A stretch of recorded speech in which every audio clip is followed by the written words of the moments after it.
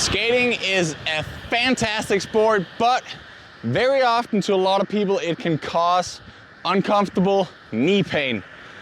3 reasons why you might feel that.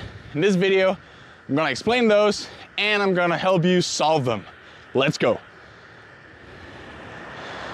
If you're new here, my name is Victor Althorp. I'm a multiple-time Olympian in skating, part of the rollerblading world team, and I have 25 years of experience on wheels training at least once a day. The reason you might feel knee pain, first of all, is completely normal. I feel it myself at times, but there are some ways you can try and avoid it by understanding what actually causes it in the first place. There are 3 reasons. The first one, skating technique and skating form, the position is essential. Skating is fantastic in the way that, unlike, say, running, there's very little impact, there's no hammering into the ground, you don't have those bounces. But it can still be uncomfortable if your skating position isn't correct. Obviously, we're down in this position, it does gonna put a lot of strain here on the knees.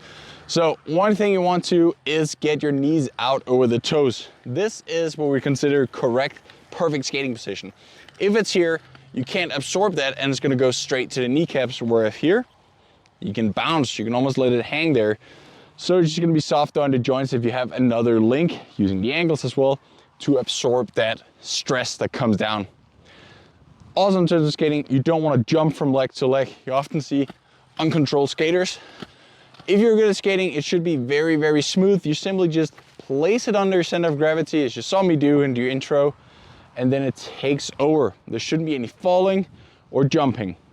That leads me to my final point. Even though we think of it like it's hard for the knees to be down here in that 90-degree knee bend, it is a lot easier if, say, there are stones or rocks on the road and stuff happens, to be able to take off in that position, because you're so much more agile. When you're down here, you can be a rock, it's easy to catch, it's not gonna be that sudden dunk into the asphalt. So skating technique, in terms of position, super crucial. The same goes, if your ankles are weak, your knees will cave in here, that's gonna demand a lot of strain to keep them up solid here. So therefore, if you skate a little like this, maybe try and maintain it straight here. You can do some exercises with elastic bands on your shoes to stabilize there, but make sure the knee is always on top, right in between the hip and the feet. Another reason you could overcompensate with the knees is if your upper body is flying out of position. So have a stable, a solid core. That way you don't have to compensate for anything. You simply just push straight down when you're out skating.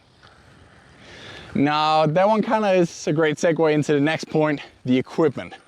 So if your equipment is off, it is going to put a lot more strain on your knees. So one thing that you will want to avoid is going on too small boots, too low.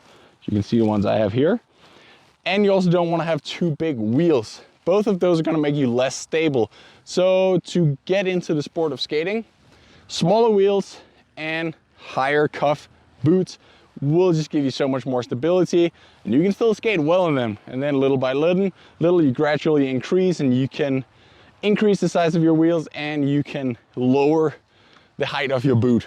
I think skates I've been using a lot is Twister and Lightning from Rollerblade. Those are great skates with more stability. And then you can go into the Ref Boa, that's more of a semi-speed idea. It's like good comfort. And then ultimately the Nitro speed skates here are fantastic boots to really go fast. So don't rush the equipment. Also have softer wheels if that's an issue. If there's more friction, if there's more vibrations in the ground, obviously you're gonna feel that in your joints. So find smooth tarmac and find softer wheels. That is gonna make a big difference, trust me on that. Now the third one is maybe the most complex thing here. I have made some training plans to give you an idea of how you should increase your load. You check those out in the description. If you're looking to prepare for a marathon, there's one that will teach you or guide you through how to increase your training load, so just your overall training. But the same goes for each workout. Do not go out and skate for an hour. It's much better to just skate for a couple of minutes, take short rest, skate for a couple of minutes. It's such a technical sport that it's just going to benefit you even in the short run. You can still get the same aerobic benefit out of it, the same cardio benefits. You can just be so much more focused on executing good skating and not get sloppy. Don't do that vertical bouncing. That's not gonna be good for your knees. So you can simply just skate well and be fresh in your muscles to execute skating where things are aligned and where you're not falling down each push on your kneecaps. So that one is crucial. Don't go from no skating to a lot of skating. Even though you don't feel that bouncing, it is still such a different thing than what we do in daily life. It's a sport where we don't just like running, we also have to stabilize side to side.